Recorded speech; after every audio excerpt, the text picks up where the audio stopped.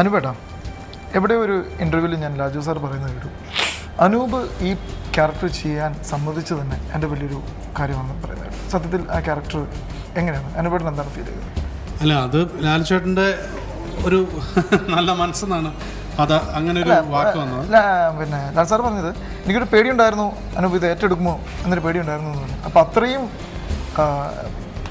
വിഷമിച്ച് ചെയ്യാൻ പറ്റുന്നത് അല്ലെങ്കിൽ അത്രയും ഇമ്പോർട്ടൻ്റ് ആയ ഒരു ക്യാരക്ടർ ആയിരുന്നില്ല ഇത്.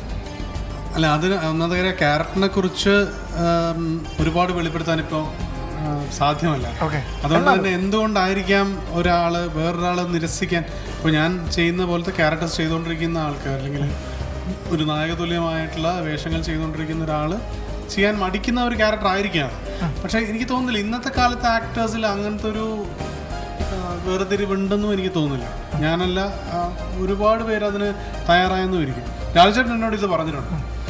എന്നോട് ഈ കഥ പറയാൻ വന്നപ്പോൾ ലാൽചേട്ടൻ പറഞ്ഞത്, നീ നിൻ്റെ സ്പേസിൽ വളരെ ഹാപ്പി ആയിട്ട് പോയിക്കൊണ്ടിരിക്കുന്ന ഒരാളാണ്, നീ എൻ്റെ സിനിമയിലേക്ക് വരികയാണ് ചെയ്യുന്നത്. അപ്പോൾ ആ സിനിമയിലേക്ക് വരുമ്പം എനിക്ക് 28 വയസ്സും 60 വയസ്സും ഒരാൾ തന്നെ ചെയ്താൽ കൊള്ളാം എന്ന ആഗ്രഹമുണ്ട്. ആഗ്രഹമല്ല, എനിക്കത് വേണം. അപ്പോൾ അതിന് എനിക്ക് നീയാണുള്ളത്. നീ ചെയ്തില്ലെങ്കിൽ ഞാൻ ഇവിടെ ഒരു വലിയ സ്റ്റംബ്ലിംഗ് ബ്ലോക്ക് എൻ്റെ ഫ്രണ്ടിൽ വരും ഈ ക്യാരക്ടറിന്. കാര്യം ബാക്കി അതിലെ മെയിൻ 2 ക്യാരക്ടേഴ്സ് ഉണ്ണിയും ദുൽഖറുമാണ് ചെയ്യുന്നത്. അത് കഴിഞ്ഞാൽ ഈ കഥയെ നയിക്കുന്ന അല്ലെങ്കിൽ ഈ കഥയുടെ ഒരു സ്റ്റാർട്ടിംഗ് പോയിന്റ് എന്ന് പറയുന്ന വാസുദേവ സേന എന്നുള്ള ക്യാരക്ടർ എന്നെ സംബന്ധിച്ചിടത്തോളം ഞാനൊരു ബ്ലോക്കിൽ പെടും. ഞാൻ പറഞ്ഞു, ചേട്ടൻ ഒരിക്കലും ബ്ലോക്കിൽ പെടില്ല. കാരണം ഞാൻ ചേട്ടനോടെ വന്ന് ഇരുന്നപ്പോൾ ഞാൻ തീരുമാനിച്ചതാണ് ഞാൻ ഈ സാധനം ചെയ്യുന്നുള്ളത്. അതിനകത്ത് ഒരിക്കലും ബ്ലോക്കിൻ്റെ കാര്യമില്ല. എന്നെ ബ്ലോക്ക് ചെയ്ത് പിന്നെ കളഞ്ഞാലേ ഉള്ളൂ. അല്ല, ഞാനിത് ചെയ്യാതിരിക്കുന്ന പ്രശ്നം വരുന്നില്ല. അതിനകത്ത് ഒരുതരം ഇമേജോ ഇപ്പം ഉണ്ണി മുകുന്ദൻ്റെ അച്ഛനായിട്ടാണ് ഞാൻ ചെയ്യുന്നതെന്നുള്ളത് എനിക്കിതൊരു വിഷയമേ അല്ല. അതെനിക്കൊരു ക്രെഡിറ്റ് ആയിട്ടും ഒരു റെക്കഗ്നീഷൻ ആയിട്ടാണ് എനിക്ക് തോന്നുന്നത്. കാരണം അതൊരു ആക്ടറിൽ ലാൽ ജോസിനെ പോലെയുള്ള ഇവിടുത്തെ ഏറ്റവും വെറ്ററൻ ആയിട്ടുള്ള വെർസറ്റൈൽ ആയിട്ടുള്ള ഒരു ഡയറക്ടർ നമ്മളത് ഏൽപ്പിക്കുന്നു എന്ന് പറയുന്നത് റെക്കഗ്നീഷനാണ്. More than a challenge, it's a recognition. Unni, ഈ ഒരു പടത്തിന് വേണ്ടിയിട്ട് ഇതിനകത്തും നമ്മുടെ ബോഡിയിൽ പ്രദർശിപ്പിക്കുന്ന ഈ ക്യാരക്ടർ എന്ന് പറയുന്നത് വിക്രം റൈറ്റ് ഫ്രം ചൈൽഡ്ഹുഡ്. ഇപ്പോൾ അനുപേട്ടൻ്റെ character police officer, is a CI. ഇപ്പോൾ പുള്ളിക്കാരൻ മകനെ വരുമ്പോൾ ഈ ഫ്രം ചൈൽഡ്ഹുഡ് അവന് ഒരു വ്യക്തമായ ധാരണയുണ്ട് പോലീസ് ആവണമെന്ന്. സോ ബട്ട് ഓബ്വിയസ് ആയിട്ട് എന്നോട് പറഞ്ഞ് ഞാൻ കുറച്ച് ചതിയായിരുന്നു ഇതിൻ്റെ കുറച്ച് മുമ്പത്തെ സിനിമകൾ ചെയ്യുമ്പോൾ. I was A bit huge. അപ്പോൾ ഈ ക്യാരക്ടറൈസേഷനും ഇതിന് വേണ്ടിയിട്ട് ഇപ്പോൾ സന്തോഷിനോട് പറഞ്ഞ പോലെ ബെറ്റർ ഫോർ യു. ഈ പിന്നെ സിനിമയ്ക്കും നിനക്കും മൊത്തത്തിൽ ഗുണം ചെയ്യും. വെൻ യു ആർ കുറച്ച് അത്ലറ്റിക് ആയിട്ട് നിന്നെ പ്രൊജക്റ്റ് ചെയ്താൽ ആ ക്യാരക്ടറൈസേഷൻ ജസ്റ്റിഫൈ ചെയ്യും. ഇങ്ങനെ ഒരു ബട്ട് ഓബ്വിയസ് ഒരാളിങ്ങനെ പോലീസ് ട്രെയിനിങ് ഒക്കെ ചെയ്യുമ്പോൾ ഹീസ് ഫിറ്റ് ആയിരിക്കും. അപ്പോൾ അതിനുവേണ്ടി മാത്രമായിട്ട് ചെയ്തു. പിന്നെ എനിക്ക് ഇതിനോടൊരു താല്പര്യം കൂടിയുണ്ട്, സിക്സ് പാക്കിനോടും ഒരു ഹെൽത്തി ഫിസിക്കിനോടും പിന്നെ ഒരു ലൈഫ് സ്റ്റൈൽ. മാത്രമല്ല, അത്രയും വർക്ക്ഔട്ട് ചെയ്ത സംഭവങ്ങൾ ലാലിനോട് നിർബന്ധിച്ച് കുറെ ഷോർട്സ് എടുപ്പിക്കും. എന്തായാലും ഇത്രയും കഷ്ടപ്പെട്ടു. സോ അതിനു വേണ്ടി ഒരു ആസ് എൻ ആക്ടർ എനിക്കൊക്കെ ഇങ്ങനെയൊക്കെ ചെയ്യാൻ പറ്റും. എൻ്റെ കോൺട്രിബ്യൂഷൻ ഇതൊക്കെയാണ്. എന്നോട് പറഞ്ഞു we can do it nice. ഒരിക്കലും ഫോഴ്സ്ഫുള്ളി ഇത് ചെയ്യണമെന്ന് പറഞ്ഞില്ല, ബട്ട് ചെയ്താൽ നന്നായിരിക്കും. സോ അതിനുവേണ്ടി ഒരു എഫേർട്ട് എടുത്തു. ആൻഡ് ഇപ്പോൾ സ്ക്രീനിൽ കാണുമ്പോൾ ഭയങ്കര രസമുണ്ട്. ഇതിനകത്ത് മീശയൊക്കെ പിരിക്കുന്നുണ്ടോ? മീശ മീശ എന്ന് പറയുമ്പോൾ അപ്പോൾ ഞാൻ മീശ വെച്ചു. അപ്പോൾ ഞാൻ പറഞ്ഞു, ചേട്ടാ ഇങ്ങനെ മീശ വെച്ച് ഇങ്ങനെ, അപ്പോൾ നീ പിരിച്ചോ നന്നായിട്ടെന്ന് പറഞ്ഞു. ഞാൻ പറയാം, എനിക്ക് ഓൾറെഡി ആക്ഷൻ, നിങ്ങൾ പറഞ്ഞു ആക്ഷൻ റോളൊന്നും ആയിരിക്കില്ല, ഒരു ക്യൂട്ടായിട്ട് ക്യാരക്ടർ ആയിരിക്കും. ബിക്കോസ് ഫസ്റ്റ് ഞങ്ങൾ ഈ മീശ പോർഷൻ എല്ലാവർക്കും മീശ വെച്ചിട്ട് ആ പോർഷനാണ് ഷൂട്ട് ചെയ്തത്. ഞാൻ പറയും ശരി മീശ പിരിക്കാം, ബട്ട് ഡയലോഗ്സ് ഒക്കെ ചിരിച്ചുകൊണ്ട് പറഞ്ഞാൽ മതി. അത് ആ ഒരു ഹാങ് ഓവറിൽ വേണ്ട, മീശ പിരിച്ചിട്ടുണ്ട്, just make it very casual.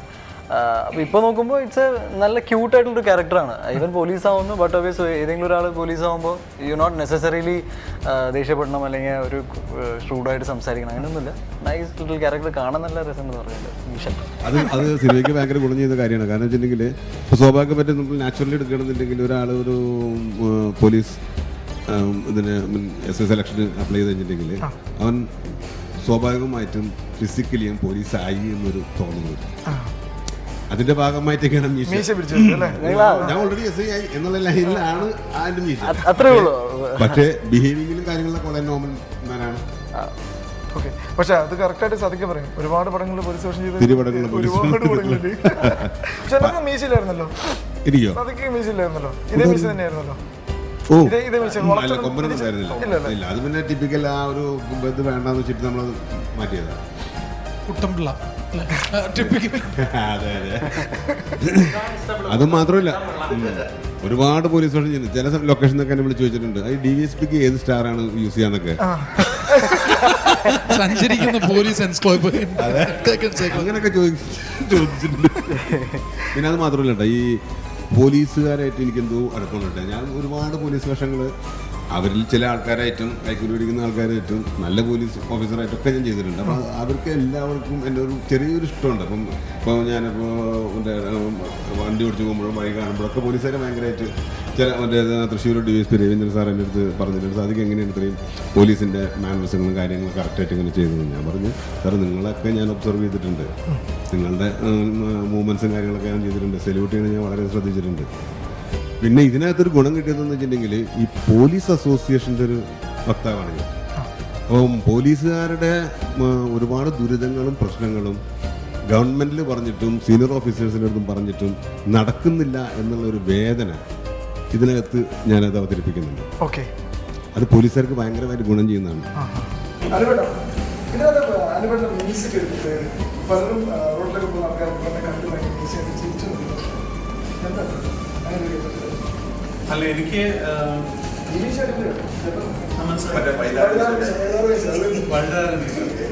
അത് ഈ ക്യാരക്ടർ വസുദേവശേനായി നമ്മൾ ആദ്യം ഇതെങ്ങനെ ഹൗ ഷുഡ് ഈ ലുക്ക്, അത് വളരെ ഇമ്പോർട്ടൻ്റ് ആയിട്ടുള്ള കാര്യം. ഏകദേശം ഒരു ഈ പറഞ്ഞ 60 വയസ്സാണ് പ്ലാൻ ചെയ്യുന്നത്. പിന്നെ ഈ 60 വയസ്സ് വരുമ്പോൾ നോർമലി നമ്മൾ സിനിമയിൽ കാണുന്നൊരു കാര്യമാണ് പൂവിന് വരുന്നത്, ആ മോനെ എന്നൊക്കെ വിളിക്കുക.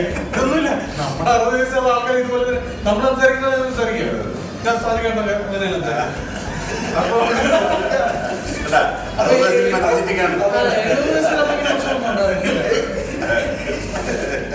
അപ്പൊ അപ്പൊ അതിന് പക്ഷെ ഡിഫറൻസ് വേണം. അപ്പൊ അങ്ങനത്തെ ഒരു ലുക്കിലുള്ള ഡിഫറൻസ് ലാൽചേട്ടനാണ് ഈ ലുക്ക് പറഞ്ഞത്.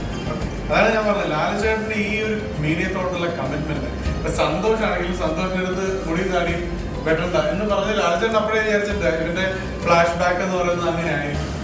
അത് കഴിഞ്ഞ് സെക്കൻഡ് ഗെറ്റപ്പ് ഇങ്ങനെ. അത് സന്തോഷെന്നോ അല്ലെങ്കിൽ സിദ്ധാർത്ഥെന്നോ ഉള്ള ക്യാരക്ടേഴ്സ് ഒന്നുമില്ല. അതിനകത്ത് വരുന്ന ഒരൊറ്റ സീനിൽ വരുന്ന ആളുടെ ലുക്കും അയാളുടെ ഇപ്പൊ ഇതിനകത്ത് സന്തോഷം വരട്ടുന്ന ഒരു ജയിൽ പുള്ളിയുണ്ട്. അല്ലെങ്കിൽ എത്ര മാത്രം ആൾക്കാരെ പരീക്ഷിച്ചിട്ട് ഒരൊറ്റ സീനിലാണ് അയാൾ വരുന്നത്. ഒറ്റ സീനിൽ മേ ബി 2 പേജ് ഡയലോഗുകളായിട്ട് അത് ഏകദേശം 12ഓളം ആർട്ടിസ്റ്റുകളെ മാറ്റിയതിനു ശേഷമാണ് അയാൾ. അത്രയും ഒരു ക്യാരക്ടറിനെ കുറിച്ച് സംവിധായകന് ആ ഒരു ബോധം ഉണ്ടാവുക, അത്രയും ഇഷ്ടം ആ ഒരു ചെറിയ കഥാപാത്രങ്ങളോട് പോലും നീതി പുലർത്തുക എന്ന് പറയുന്നത്.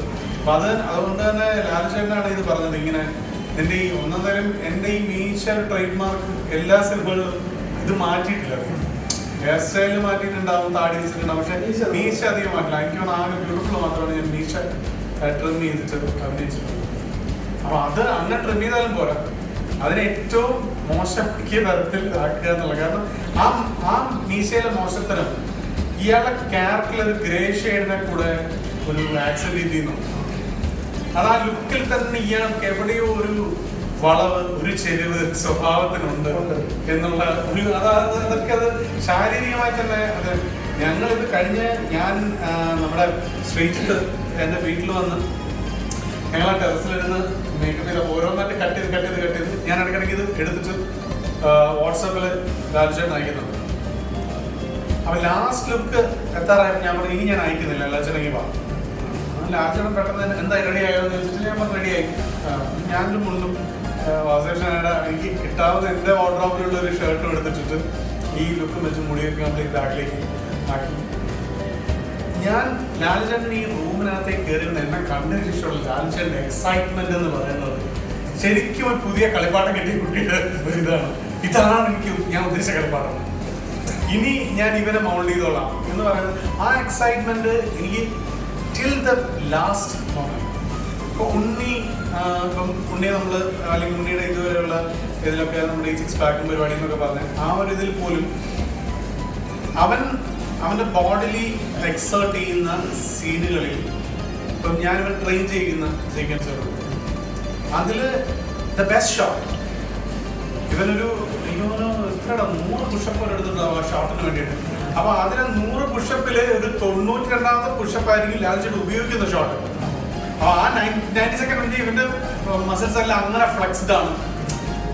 അതിനുവേണ്ടി അത്രയും നേരം ജോമോൻ ക്യാമറ ഓൺ ചെയ്ത് പെട്ടെന്ന് ആദ്യം വരട്ടെ നോക്കി ഓണിട്ട് വന്നു.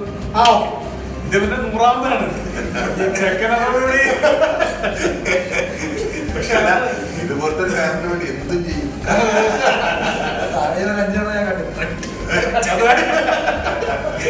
എനിക്ക് കേൾക്കാം. ഇവര് ദൂരെ ടെലിയിട്ട് നിൽക്കുക. അപ്പൊ എനിക്ക് ഇവിടുന്ന് ഉണ്ണി ഒരു 70 ആകുമ്പോൾ ഇങ്ങോട്ടാ പറ കട്ടിക്കാൻ പറ. സോ അത് പൂർണ്ണമായിട്ടും അത് ലാലുചേട്ടന്റെ ക്രെഡിറ്റ് തന്നെയാണ്. അയാൾ എങ്ങനെയാണ് സംസാരിക്കുക. പിന്നെ അതിനകത്ത് ഞാൻ കുറെ സജഷൻസ് പറയുമ്പോൾ തന്നെ ലാലുചേട്ടൻ ഇപ്പം ആ ക്യാരക്ടർ വളരെ സൂക്ഷ്മമായി ശ്രദ്ധിച്ചാൽ അറിയാം. ആ ക്യാരക്ടറിന് ഒരു എപ്പോഴും ഒരു ലോവർ ലിപ്പും അപ്പർ ലിപ്പും കൂടെ ഒരു ലെഫ്റ്റ് സൈഡിലേക്ക് കോട്ടിയിട്ടുള്ള ഒരു സംസാരിക്കാറില്ലാത്ത സമയത്ത് അങ്ങനത്തെ ഒരു റിയാക്ഷൻ ഉണ്ടായിരുന്നു. ഞാനിങ്ങനെ ചോദിച്ചു ലാലുചേട്ടാ ഈ ക്ലോസ് വന്നു ഫസ്റ്റ് വന്നപ്പോൾ ഇങ്ങനെ പിടിച്ചു നിൽച്ചോട്ടെ, മീശ അങ്ങനത്തെ ഒരു ഇതായതുകൊണ്ട് ക്ലോസിലൊക്കെ ഭയങ്കര ഒരു വല്ലാത്തൊരു വിക്കറ്റ് ലുക്ക് കിട്ടും. അത് ഞങ്ങൾ ഉപയോഗിച്ചിട്ടുണ്ട് ആ സിനിമയിൽ. പക്ഷെ അത് 3ാമത്തെ ഒരു ഞാൻ നമ്മുടെ അമ്പലത്തിലെ സീൻ ഓർമ്മയുണ്ട് നിനക്ക്? അതെ, അവിടെ ആ സെക്കൻഡ് അവിടെ അത് വേണ്ട, അത് വേണ്ട എന്ന് പറയാനുള്ള അങ്ങനെ ഒരു സംവിധായകൻ നമുക്ക് വളരെ അപൂർവമായിട്ടാണ് കിട്ടുന്നത്. നമ്മൾ പറയാം ഓക്കെ ഓക്കെ എന്ന് പറയുന്നതിന് പകരം അത് അവിടെ വേണ്ട, അത് വേറെ ഉപയോഗിക്കാനുള്ളതാണ്. ആ ധാരണയുള്ള ആളാണ്. Completely committed to cinema. നമ്മളൊക്കെ എത്രമാത്രം കള്ളനാണയങ്ങളാണെന്ന് തിരിച്ചറിയുന്നത് ലാലുചേട്ടനായിട്ട് വർക്ക് ചെയ്യുമ്പോഴാണ്. നമ്മൾ വിചാരിക്കും നമ്മൾ സിനിമയായിട്ട് ഭയങ്കര ഇഷ്ടമുള്ള ആൾക്കാരാണ്. ലാലുചേട്ടനെ കുറിച്ച് നോക്കുമ്പോൾ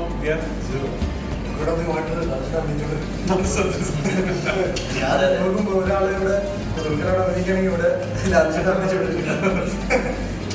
വെരി ഫോക്കസ്ഡ് പെർഫോമൻസിലേക്ക് at the same time multitasking ഭയങ്കരമായിട്ട് ചെയ്യും. അപ്പോൾ നമുക്ക് വൈകിട്ട് വേണ്ട സമയം ഉണ്ണി ഈ പടത്തെ കുറിച്ച് പ്രേക്ഷകരോട് പറയാനുള്ളത് പക്ക ഒരു ഫാമിലി മൂവിയാണ്. എല്ലാവർക്കും ഫാമിലി പോയി കാണാം. ഈ പറഞ്ഞ പോലെ കുറേ ആക്ടേഴ്സിൻ്റെ എഫോർട്ടുണ്ട്, ടെക്നീഷ്യന്മാരുടെ എഫോർട്ടുണ്ട്. നല്ലൊരു സിനിമയാണെന്നാണ് വിശ്വാസം. ആൻഡ് ഫാമിലി പോയി ഈ വെക്കേഷൻ ടൈമിൽ എൻജോയ് ചെയ്യും.